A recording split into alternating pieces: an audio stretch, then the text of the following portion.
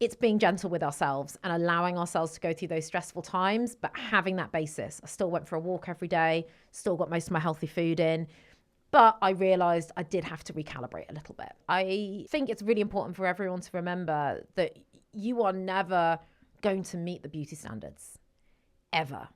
You know, no one is. Even the people who think or that you think meet the beauty standards are inside still finding a gazillion flaws with themselves. Welcome back to another episode of the Health Review podcast. I'm your host, Emily Rose Adams, and I'm really excited to share today's conversation with Vanessa Sturman, a health transformation coach who helps people perform at their best through nutrition without ever having to diet again. Vanessa is a specialist in sustainable food and eating habits. She holds 2 degrees from Cambridge University in Anthropology.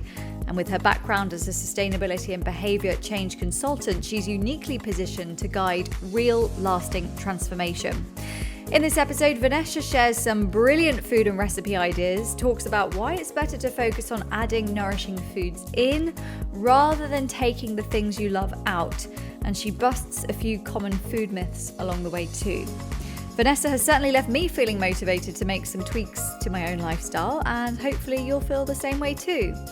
So without further ado, please welcome Vanessa to the Health Review.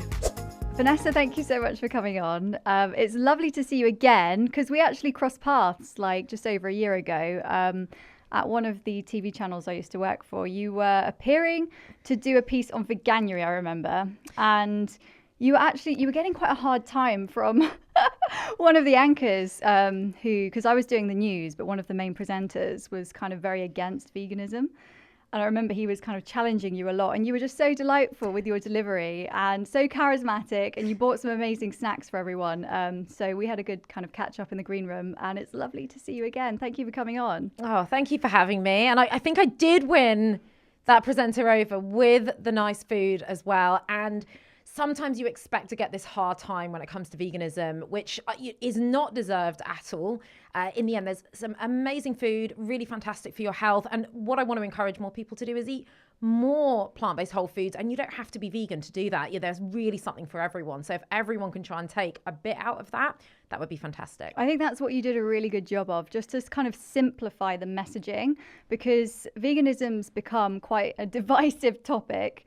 And I think the way that you kind of summarized it about, just making small changes. And I think veganuary is actually a good excuse for this messaging. It's like, try it out for a bit. You might get to like, a few more plant-based recipes that you can kind of just add into your rotation of foods. So you are a health transformational coach. For those who don't know what that is, can you just explain about what your role involves and what sort of clients you work with? Yeah, sure. So I'm a transformational health coach, or some people just call me a nutrition coach. I get called quite a lot of different things, sometimes performance and weight loss coach. All of them fit. I basically help people eat their way to great performance and a healthy weight without ever dieting again, looking at the really practical sides of their life, looking at their habits, what fits in with their lifestyle, and most importantly, making it really sustainable for great results. There are so many people hopping between health kicks, diets, yo-yoing, and it's unsustainable and can often actually be dangerous. And I look to help people do something that is non-restrictive. So looking at what you add in and what you can do in the most part that fits in with working, travel, holidays. Maybe people have children. There's so many things that might make people think that they can't have a healthy way of eating. And I help them bust through all of that and make sure that what they do doesn't ever get them back to where they were before. So this is people with yo-yo dieting issues, weight management issues, maybe pre-diabetes or type 2 diabetes. Maybe I've actually got a client that I'm going to be working with soon who's only 18 years old, which I love because I get a lot of clients that are a lot older. Some people come to me when there's a problem, but I get people coming to me just saying, I want to be the best version of myself. I want to eat well. Maybe they want to try and play sports professionally and they know they need to look at their nutrition. So a really, really big range, but I'm a behavior change expert as well. So making sure it really fits with someone's life and that it is so, so tasty and fits in with their culture of food. That honestly sounds ideal. I feel like we all need one of you alongside us just to help us with, because sometimes I feel like you can have good intentions, and especially in January, we start the year with right, I want to achieve these goals, here's my New Year's resolutions, but actually sticking to it is the thing that most people struggle with. So how does it work? So when someone sits down with you, what do you do for your first session? Do you map out like a long-term plan, or is it more like short-term goals? So what I do is it's all sustainable and long term, because if it's short term, we might have short term goals, which again, they need to be long term as well. But in the short term, some in inverted commas, quick results. I don't like talking about quick results that much, but results people can get relatively quickly might be reducing their cravings, feeling more full from a meal. That's a result you can get pretty quickly by building more things onto the plate. That helps people get to a better state of mind to carry on. So a lot of people are using willpower to try to get healthy. We can go a bit into my story later, but I had a binge eating disorder as a teenager. So I learned a long time ago, more than 20 years ago, that willpower is not what's actually going to get you healthy or get you eating healthily at all. So what I do is I look at people's food. I've got to start with, where are you? You know, I'm not going to be printing off some meal plan of 21 meals for the week that you are never going to make, and you don't even know why you're having them. Even as a health coach and someone who cooks a lot, if someone printed me off a meal plan of 21 meals for the week, I would run away. Now, that might be suitable for some people in certain circumstances, but for the general population, we are out and about. We want to look at bulk cooking as well and how we can reuse food. It's not going to be these 21 different meals for the week, but we can rotate certain ingredients of it to get more variety. So I look at what each person is doing. I get them to take photos of their food so I can help them from the basis of saying, okay, I can see why your meals may not be filling enough. I can see why you might be struggling a bit with fatigue. Now, there could be all sorts of other things going on. They still need to see a doctor. That's still important. You're using the multitude of health professionals you've got around you. But on a food basis, there's going to be some really easy things we can start to do. So an example, I'll go for a more extreme one. Say someone for breakfast is having toast and butter. They don't have to change it to some fancy-dancy Instagram acai bowl, you know. But that's still fun. Which is still fun. I love an acai bowl. And you can go and do that, right? You can go and do that. And everyone's different. And people might be starting at completely different places. That person, what might really help them is to replace the butter with avocado. So we've got a good fat, we've got more fiber. Maybe they put some beans on there or something like that. Maybe some roasted chickpeas, and maybe they roast some tomatoes and they roast enough for a few days. So they can do that for a few days. They can put them in the oven or the air fryer, and you've changed that meal. You've made it more balanced, more nourishing, better for the gut. Really simple, but without that person having to change that. Now, if someone is doing something already, like making fantastic smoothies, they might want to add more chewable food to that. Maybe that's not actually filling them up enough, and they want to make a lovely chia seed and oat bowl to go with it, and extra fruit. You know, there's all sorts of different things that can be done depending on the person, but it's meeting them where they're at and making sure it's changes they can actually do from today and tomorrow. And that's what starts getting people results, starts getting them, feeling a bit more full, possibly helping them lose a bit of weight. And then we might go to the next stage. But whatever I'm recommending to people has to be something that they go, oh, actually, that sounds doable. I can keep that up. Okay, I can rotate ingredients on that thing. That sounds like a new basis for a breakfast. Cool. They'll apply it to as many meals as they can. That's more likely to get them a result than, right, I'm going to take some powdered drink for the next month because apparently that's going to make me lose weight. The old no carbs before marbs and all of those extreme sort of diets that have been such a thing over the last 10 years or so. And I feel like the messaging around, finding small changes that you kind of, put in sort of regularly, but they don't feel so overwhelming as to do an all or nothing, transformation overnight. Like, that's not realistic for a lot of people. It's really hard to stick to. So I think your messaging around, making these smaller changes, everyone's got a spectrum as to what they think is like drastic and what's doable. And it may just be like, you just need to change like 5 small things over a longer period of time to reach your goals. But I'm curious, you mentioned obviously about your journey, because I've noticed a lot of people that work in this field, some, they're lucky to have grown up with families who, parents are really interested in health and it's just something that they've kind of learned about. There are other people who have been through their own health struggles and have kind of taken sort of drastic action in their own life and have built up this passion that they want to share with people. Where does your story lie with that? So I should say that since I walked out the womb, came out the womb, I wasn't rushing or anything. It shows my energy. I've always been a food lover. Always been a food lover. My family's always been into that, big meals, celebration. And none of that stops, by the way. And this is another thing that's really important when it comes to health. Food is still celebratory. You can have the food of your culture. We can talk about tweaks we can make to that to help with health, because that is really, really important. And when I got to about 15, I was a little bit overweight. And as many people who get to that age, got a bit more conscious about how I was looking and decided to start running. And I remember one day saying, Dad, will you just run to the end of the road with me? I want to just start running. And what started off as a very healthy habit, just building in a bit more exercise, turned into running 7 miles a day, turned into hardly eating anything, turned into getting very underweight, not even having periods. And then when my body couldn't handle that starvation, I turned to binge eating. And I was extremely unhappy. And I just want to say there is nothing glamorous about any of this kind of yo-yoing or disorders at all. They are very dangerous, make you very, very unhappy as well. And they don't even get the results that you want, by the way. And one day I was babysitting for someone, and I'd probably eaten about 5 packets of their cereal or something like that. And I did have my head down the toilet. And it was the first time I really saw myself. I really saw myself in that moment. I remember exactly where I was, what the bathroom looked like, everything. And I was 17 years old, and I really saw what I was doing. And I was like, I've got to get out of this. I'm not happy. And how on earth am I going to live my life? I had a real desire to be happy and free. And I said, okay, from tomorrow, I'm going to change. And, I am going to, in inverted commas, be a normal person.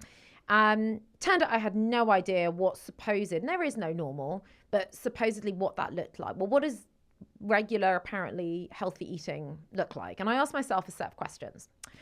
Okay, how can I make sure I'm full, but not be in this binge starvation mode? How can I travel, still eat food out, and not be thinking about food all the time, not have food, it was ruling my life, like not have it rule my life, and enjoy food. And even in the depths of this despair and pain, I had questions about cake, because I love cake. And that was, how can I still eat cake and, not put on loads of weight, and again, feel happy and not feel the guilt? So I really had to look into evidence-based nutrition. Now, I am not saying I got it all right, and I'm not saying anyone gets it all right all the time as well. We're all flawed. We've all got our biases. But as much as possible, as a 17-year-old, I was like, I've got to go and look at how to actually do this and how to live a good life. And that's when I realized restriction does not work. It's not been working for me. I've got to make sure I'm building in the food I love. And, what can I start adding to my plate that makes me more full, gives me more energy, stops me wanting to eat loads at night as well. And that's the journey I went on. And, I learned to cook the most delicious food, wanted to enjoy food of all sorts of cuisines. And as I got older, I studied anthropology at Cambridge. I worked in behaviour change for a long time in the corporate world. I ran a recipe website after I went plant-based, because I wanted to show people how amazing and balanced the food could be.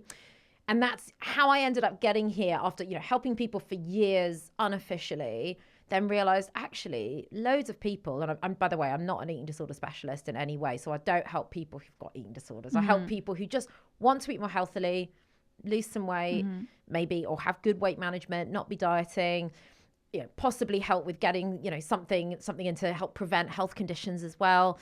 And I realized actually loads of people don't know how to build this into their life in a way that actually sticks. People are running for this perfection that only lasts, nothing's perfect anyway, but, only lasts a short amount of time, as you know, and then they say, this is tiring, this is awful, this is isolating. I'll just go back to what I was before, which may not also be healthy. And in terms of the long-term effects of that period that you went through, obviously you were a very vulnerable age, and I think that's an incredibly difficult time, especially for girls. I was a dancer, so I went to dance college, and quite a lot of my friends struggled with eating disorders. And now, a couple of them have been diagnosed with osteoporosis, and they've had like long-lasting effects with their cycles, with their periods. How did you recover? How was that process? So I think for me, I wasn't there for as long as other people were. So I did recover.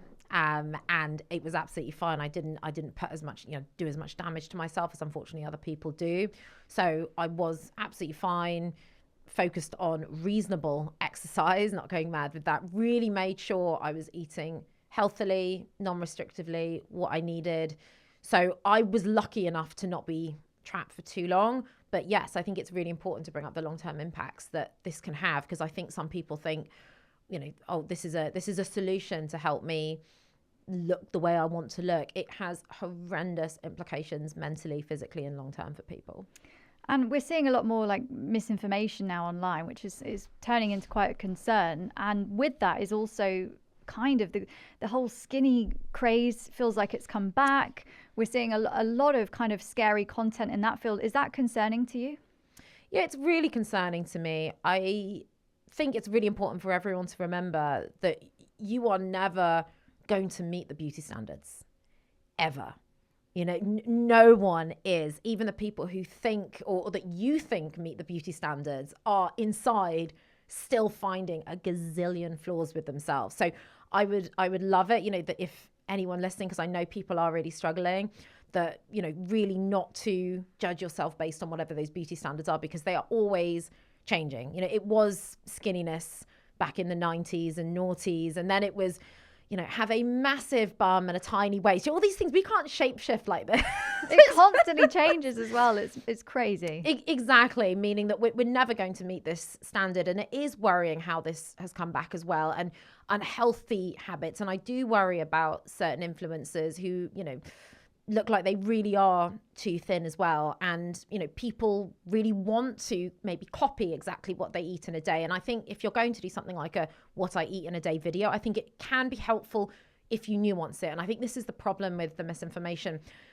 And that's a way to spot misinformation as well, is the lack of nuance. If you've got someone there saying, I don't know, coffee has mold and you shouldn't drink it and it's toxic.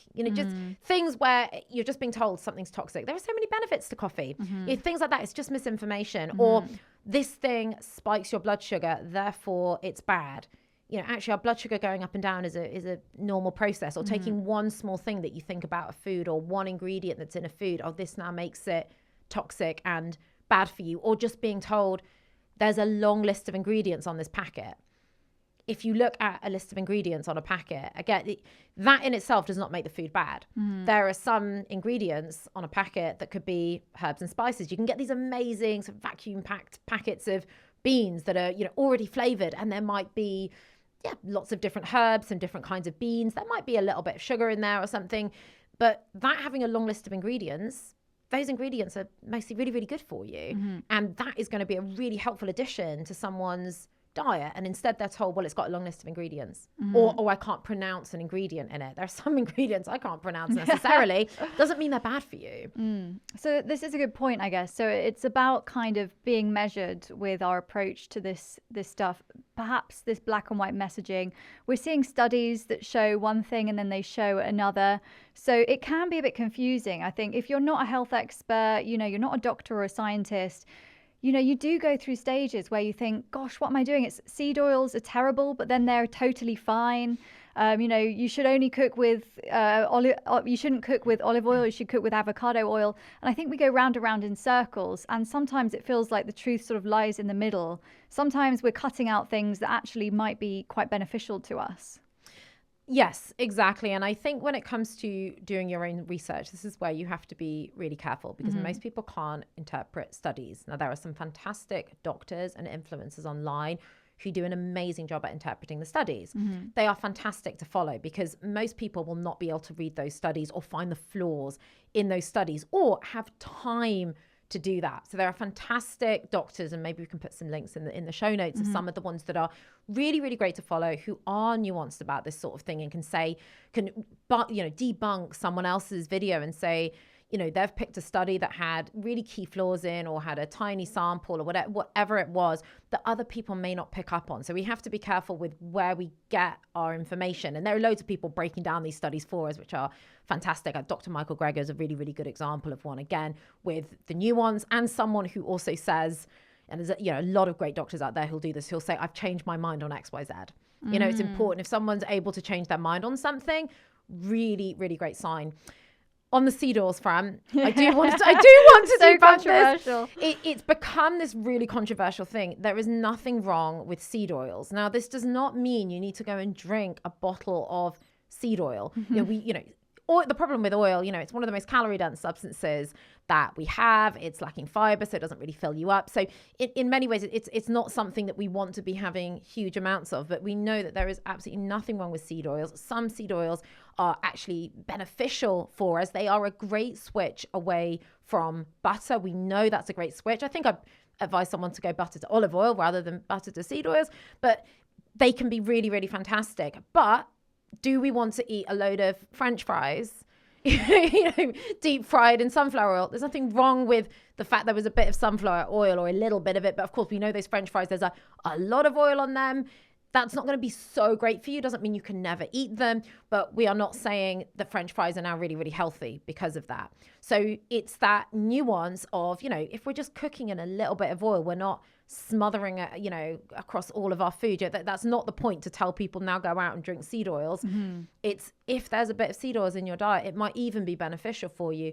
But the influences and the misinformation around it is pure misinformation that is just making people terrified and potentially making people eat more things like butter, which we know is so much worse for you. We know that that's got links to heart disease, type 2 diabetes. It's really high in saturated fat. Most people are actually intolerant to dairy. So it's actually potentially making people eat foods that are worse for them. Sorry to interrupt. If you're enjoying today's episode, please do subscribe or give it a follow so we can keep giving you excellent content and bringing on amazing guests that hopefully you're loving on the Health Review podcast. Now, back to the show. The clips that go viral, the ones that really get the attention, are usually the ones that are most controversial. Yes. I've worked in news for a long time, and it is tempting. We'd get a study, a press release would come down, and it would be this kind of outrageous headline, and everyone sort of at first glance thinks, oh, that's a great news story, but you're not looking at kind of the whole study. You're not reading it in full. You're not looking at the other side of it. And I just think the messaging around health and certain foods and stuff has become so sort of black and white. No one really knows what's right anymore. So that's partly also why I wanted to do this podcast, was to try and get like simplified answers from people. And that actually leads me on to my next question. We kind of all struggle with keeping motivation and making these changes. If you're going through perhaps a rut or you don't know where to start, what are the key 3 to 5 things, simplified, that people can do on a daily basis that are slightly more achievable than this kind of drastic change? What are the key sort of takeaways you'd say? So I think the first thing is really making sure you're not going for perfection and remembering that things don't have to be black and white. It doesn't have to be this language of I had a really bad day with food or a really good day with, I was really good today. Now, when people say they're really good today, usually means that cake, my favorite food group, it's not a food group. That was misinformation. It's not a food group, by the way, everyone. It's just what I tell myself sometimes.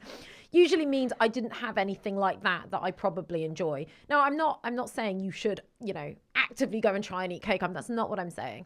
But it's coming away from this real extreme of the good and the bad, and just having what I call a really good baseline, just a good baseline. Now, I want to talk about what we add in, because so many of these news articles, clickbait things, they're always, or not always, mostly, don't have this is toxic. And then you get people throwing their arms up saying, well, we can't eat anything anymore. And the most important thing is to go to the evidence. What are the things we mostly need to be adding in? So if you can make sure, for example, you are adding fruit or vegetables to each meal. So say you have nut butter on toast, peanut butter on toast. Put a banana on top, put some berries on top.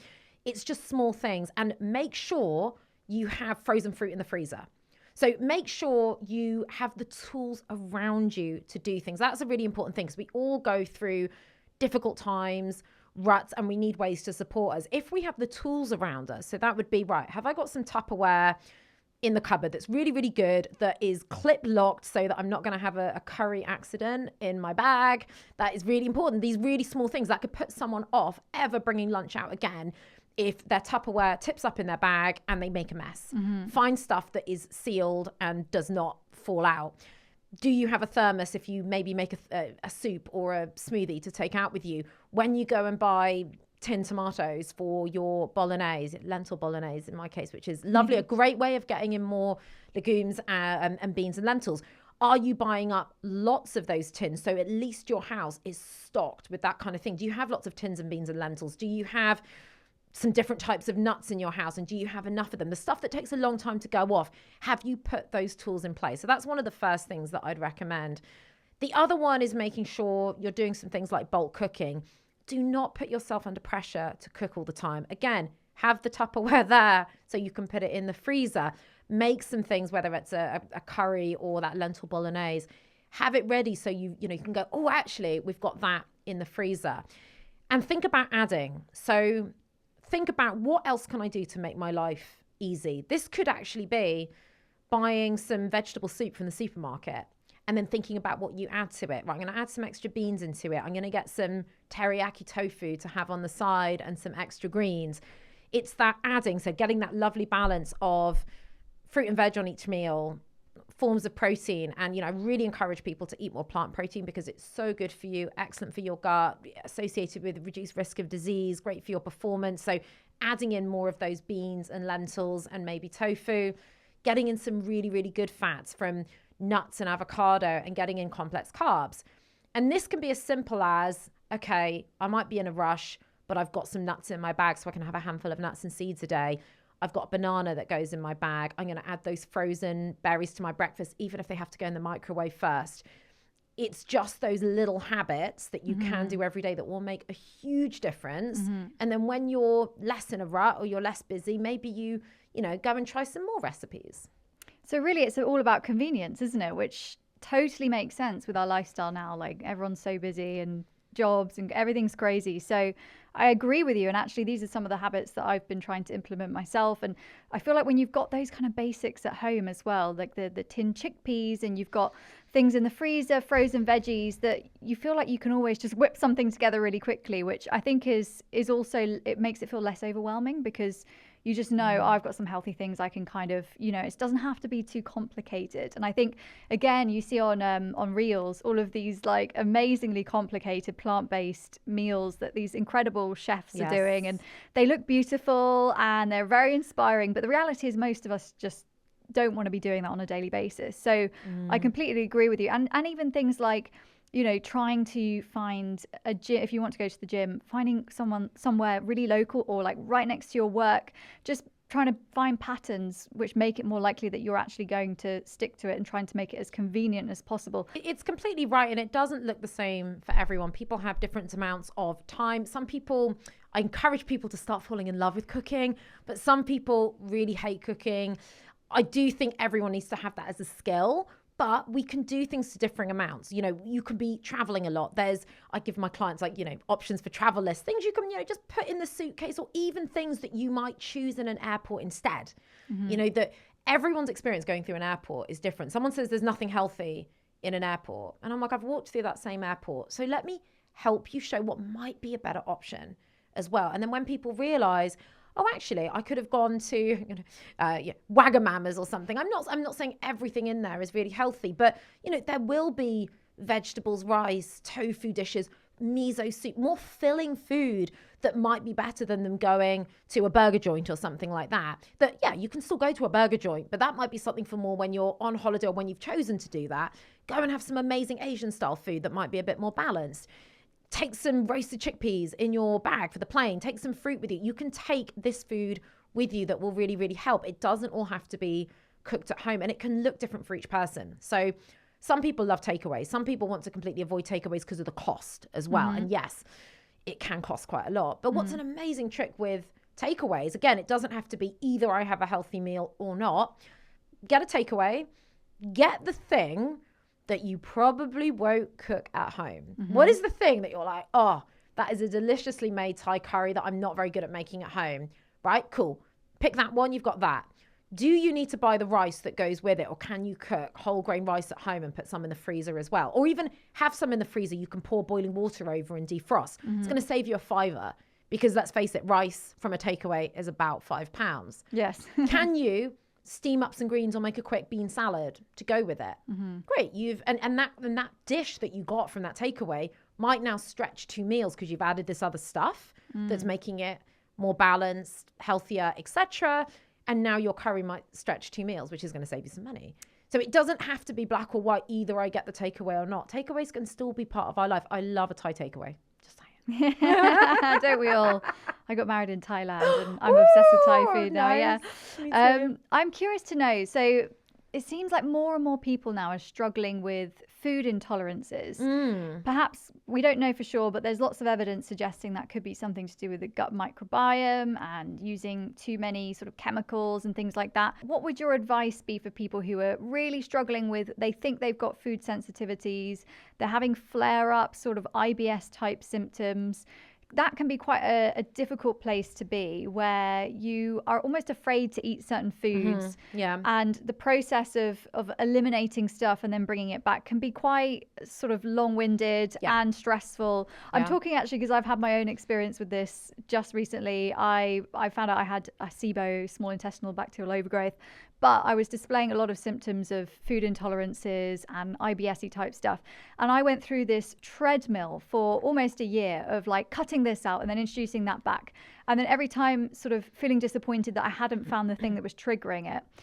What do you do with clients like that who are in a bit of a pickle? Because it feels like the intolerance kind of field is getting bigger and it's quite scary. Absolutely. So I'm not a specialist in that. So I send them to trusted associates and partners on that. But just a few things I can say.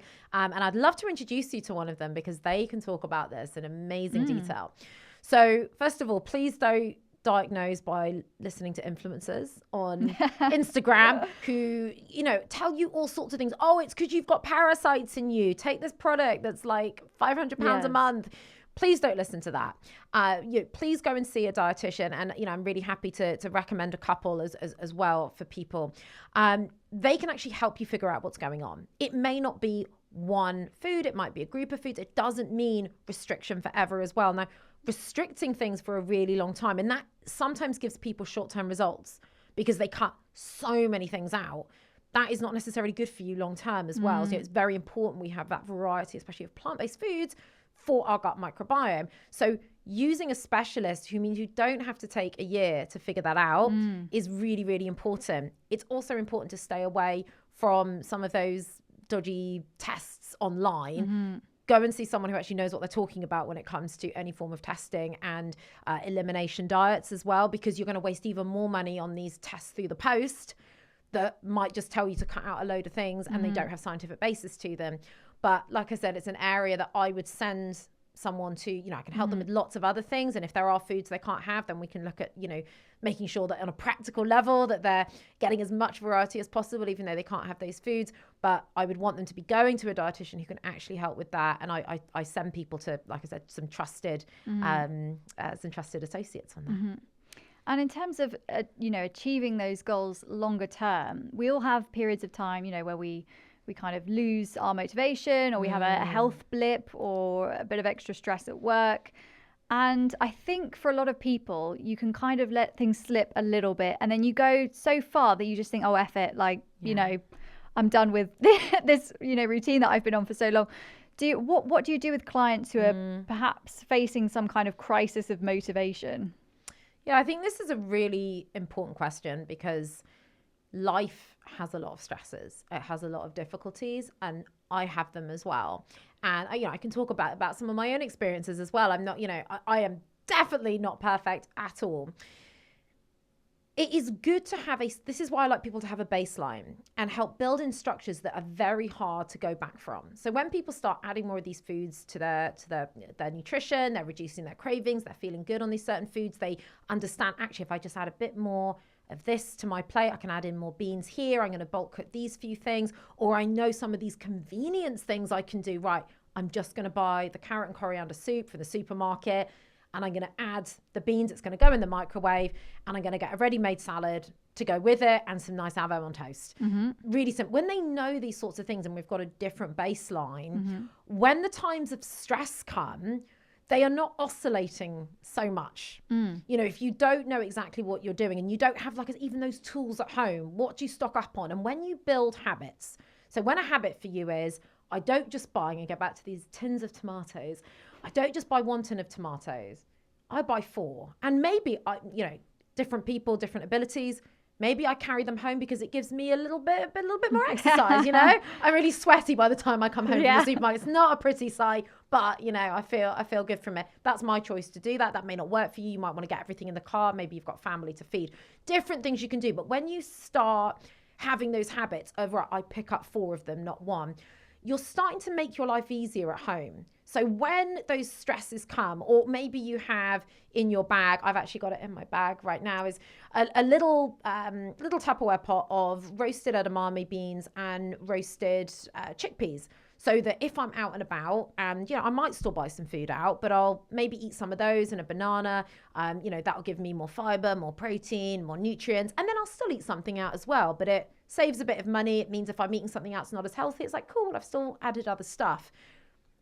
That's the sort of stuff you can still do when you're stressed, because if it's something you're super used to, that will still carry on.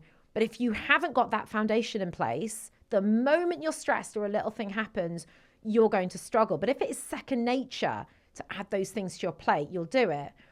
But it's also okay to oscillate a bit. And I don't call it being off track or good days and bad days. I talk about recalibrating again. So sometimes for myself, if I get stressed, I am more prone to overeating. I am. That doesn't mean anything healthy goes out the window. I might overeat for a bit. Okay. And it's totally fine. Doesn't mean nothing healthy is going on the plate. All of that foundation absolutely stays. Then, I recalibrate. Okay. How can I manage my stress a bit better? Okay. We've been eating a little bit too much of that. It's usually cake. Okay, right. I'll make something else that's going to, satisfy that. Okay, let's kind of gone down a bit on the exercise. Okay, add in an extra 5 minutes. Let me just recalibrate. And it's this being gentle with ourselves and remembering that this is a lifetime thing. This isn't, okay, now I have to do an extra hour of exercise every single day for the next 7 days to punish myself. We need to get rid of that as well. We've got our whole life that we need to have something manageable for. The extra 5 minutes of just, when I hadn't done any exercise for a little while, well, I'd still done lots of exercise, but as in for me, I'd stopped doing my YouTube videos and my weights for a little bit. I've been doing lots of walking. It's like, right, 5 minutes. Let me just pick those back up. I had a bit of a stressful time. Okay, 5-minute strength training video. Done. That's enough for today. Right, I'll do more tomorrow. Or maybe, the day after or whatever it is. It's being gentle with ourselves and allowing ourselves to go through those stressful times, but having that basis. I still went for a walk every day, still got most of my healthy food in, but I realized I did have to recalibrate a little bit, and I help people do that. So it's almost finding the right balance between sort of monitoring and being aware yourself of what you're doing and ways that you can improve your routine, but also not being sort of too hard on yourself. Because a lot of us have that inner voice of, as you said earlier, I had a bad day today, I had some cake. And you can actually get yourself into a real headspin sometimes where you really have this kind of voice telling you like, oh, you weren't good enough. And, I've definitely faced moments like that myself. So it's sort of finding the balance between the two where you're aware of your actions and you're able to find small ways of kind of keeping yourself in check, but you're not taking it too far where it's that critical voice, which can sort of be a bit overpowering. I know that, as you say, again, it's almost like the convenience and planning things is where it really makes this sort of, routine or healthy habits possible. Yeah. I went through quite an extreme change with my diet many years ago. And one of the things that I found was really helpful was, as you said, I had a Tupperware with loads of nuts in it. So, because I used to eat a lot of sugar. And cutting that was so hard. And it's like the physical symptoms that I was getting, like the headaches and almost like flu-like symptoms for a week or two, just feeling sort of achy, having proper withdrawals. And I would just have loads of nuts in my bag and green tea. So I was working at the time, very busy in a newsroom. And every time I had the sugar craving, I would just shove a handful of nuts in my mouth, have the green tea and just give myself a little boost and just remain focused and try and sort of push through. But small things like that really stick with you. And I think it is working out, isn't it? What's right for you, what small changes, what little habits will kind of keep you in check and keep you on that path. But at the same time, you're not being too kind of critical of your actions. Yeah, I do think everyone has to figure out what works for them, what foods they love. And also, again, going back to this baseline, have a baseline of education. Because what I find is people think they know what they're doing. They might be doing, I look at people's feed, they might be doing loads of things that are really, really good, and everyone's at a different place. But often the food isn't quite balanced enough, and that's why they're not getting quite full enough. Once they've got that knowledge and they go, right, I just need to add a bit more of that and that, could have reduced that. Right, that's going to make me more full. That's going to reduce the craving. So I go on the basis of not don't eat that thing, or the thing that, maybe someone's eating too much chocolate and cake at night. That happens. Instead of saying don't have it, not a helpful thing to say. It's like, let's look at your food from throughout the day. Are you actually eating enough? Is it balanced enough? Are you giving yourself enough of that, the stuff you really, really love throughout the week and day in a way that you enjoy, so that you're not at this place of completely binging as well? And getting each person to look at that, because everyone's doing different things with their diet, and make sure they can find out what are the foods you really love. What are the foods that aren't particularly healthy that, by the way, you don't love? Mm-hmm. So for some people, they're like, I eat loads of crisps, I don't even like them very much. All right, so shall we swap them for something else? And then if the thing that you really love is like cake, maybe keep that, and don't have crisps so much because you don't even enjoy them that much. So just giving people different things that they can do, and giving them really great alternatives as well. So loads of people don't know that, you can still have the unhealthy version of cookies, and I love having those as well. Yeah. But you can also make cookies out of chickpeas and peanut butter powder and dates and things like that. They may not quite hit the spot like another cookie, but they might be something you can then eat every day, and that keeps you happy. And then maybe you have, the cookie another time. And it gives people those options as well, if they actually know that exists. Or you can make a chocolate mousse out of silken tofu and melted chocolate that's going to be much better for you, fill you up more. I'm not saying, again, you should eat that for every meal at all, but that sort of thing is going to really help people, got really good ingredients in. But a lot of people don't know that But isn't it crazy that we don't know this stuff? Like, it's just mind-boggling to me that we're having to really go out of our way these days to try and find this information. It just seems crazy that, when we're at school or something, we're not learning really what's important. And I know nutrition's changed. I was at school, in the 90s, where things looked very different. It was all sort of turkey Twizzlers and fish fingers and lots of processed food. So in one sense, we've come so far, but, through friends who have children at school right now, it's not like they're really learning this stuff. It's almost like you want to do a mental checklist, isn't it? Of like looking at your plate and sort of tick, right, okay, I've got my carbs, I've got my protein, have I got any fats there, and it's kind of being able to educate yourself to a point where, most of us are not doctors, we're not health experts, but can you look at your plate and think, oh, I should hopefully be sort of, relatively satisfied after that? Yeah, exactly. And you don't have to be a doctor or a biochemist to eat healthily. It can be these real basics as well, like looking at your plate and saying, yeah, actually, do I have that good source of carbs? That can be, grains, brown rice. It can be bread as well, any of those sorts of things.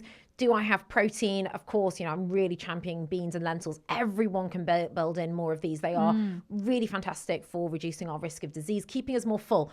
Fiber, this is the other thing. Only 1 in 10 people are getting the amount of fiber they actually need every day. That's crazy. It is insane. And fiber helps keep us really, really full and helps reduce cravings. And, it's associated again with risk of, lowered risk of so many diseases. Fiber feeds our good gut bacteria. Everyone's obsessed with gut health, but not enough people are saying, oh, actually, I should eat more fiber. And we need that diversity of it. It's so true. And it feels like everyone's gone down the protein sort of craze where all the brands are labeling, high protein. Protein has become the buzzword of the last couple of years or longer. And it's like fiber just doesn't really get a look in at the moment. Yeah. And do you know what? This protein thing is really, really important. And I've been talking a lot about this because protein is really, really important. And, for many reasons, we know it's really important for our body. We need protein. But no food is also purely one thing. So say you have something like meat, you're going to have saturated fat and cholesterol in there, for example, and we know we need to lower how much we're having of those. So just going, right, I'm now going to eat loads of protein, you're not going to be eating pure protein. No. In the same way, by the way, beans and lentils, we call them a secondary protein source. I think that's what most people are calling them now. That, you'll get more protein in things like tofu and tempeh. Beans are still excellent for you, but they won't have the same amount of protein as things like tofu and tempeh. That doesn't mean because they're lower protein that you shouldn't have them. And so what sort of happened with this protein conversation is that anything that is not high protein is now not good for you. Oh, you're eating a banana. That's not high protein. it is not the only thing to look at. We need to look at foods, as a whole. We need to look at the scientific evidence behind them. Right? We know bananas are really good for you. Just because they're not high protein doesn't mean, you can't have other protein with it. Yes. There's other sources of that. And labeling everything high protein as though that's what we're all lacking. Most people are not lacking protein in high income countries. As I've said, they are lacking fiber. That's what most people are lacking. And it's having this balance. So when people say, and you hear this a lot, when someone says, oh, I need to get healthy or lose weight, what should I do? And someone just says, cut out sugar, go to the gym every day and eat high protein. I think this is just... It sounds terrible, doesn't it? No wonder people don't do it. Awful, but it's also not helpful. It's not saying, right, what is the balance that goes on the plate? Well, what sources of protein could be really helpful? How can you make this stuff really quickly? What are all the balanced things that you need on your plate and the variety that you need? Those are all the different things we need to be looking at. We can't just look at one thing or judge a food. Oh, it's high protein, apparently. Things are even being labeled high protein that may not even be that high protein. And that's a huge problem with it. It has just become this buzzword. And it's made people also afraid of carbs. Yes. Complex carbohydrates are really important for us.